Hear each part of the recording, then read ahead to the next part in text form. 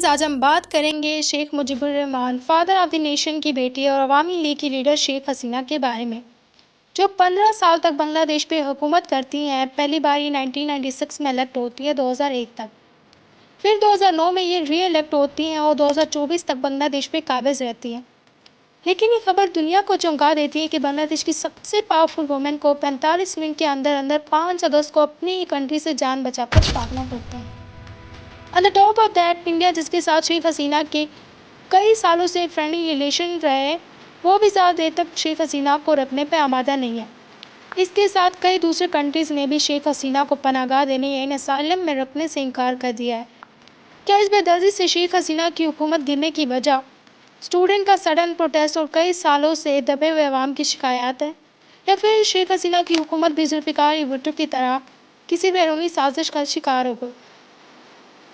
इन सब के बारे में यकीन राय से कहना तो कबल इस वक्त होगा, लेकिन हम कुछ फैक्ट्स और फिगर्स को एनालाइज करके प्रॉपर प्रेडिक्शन ज़रूर लगा सकते हैं।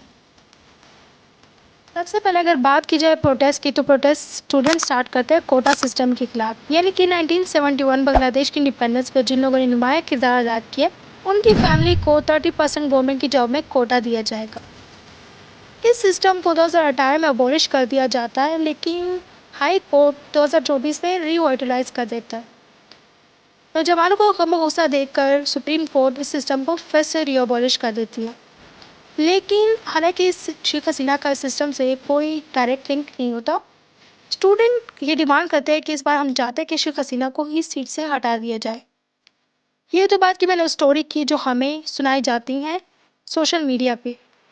अब अगर बात की जाए बैरूनी साजिशों की, तो सबसे पहला नाम आता है यूएसए का, जिसने रिसेंट 2024 जनवरी के इलेक्शन में भी शेख हसीना को काफ़ी अपोज किया और कहा कि शेख हसीना ने इलेक्शन को इलीगली जीता है। इसके कुछ महीनों बाद शेख हसीना स्टेटमेंट जारी करती है, जिसमें वो कहती हैं कि यूएस ने इनसे बांग्लादेश में मिलिट्री बेसिस की डिमांड की है, जिसको उन्होंने ओपनली डिनाइड किया। और मौजूदा सूरत हाल को देखकर और यूएस से जारी करदा स्टेटमेंट को भी पढ़कर हमें अंदाज़ा होता है कि यूएसए का शुमार उन कंट्रीज़ में होता है जो बांग्लादेश में हुए अपीवल से काफ़ी ज़्यादा खुश है। इसके अलावा अगर बात की जाए पाकिस्तान की, तो पाकिस्तान के साथ भी शेख हसीना के ताल्लुकात कुछ खास नहीं थे।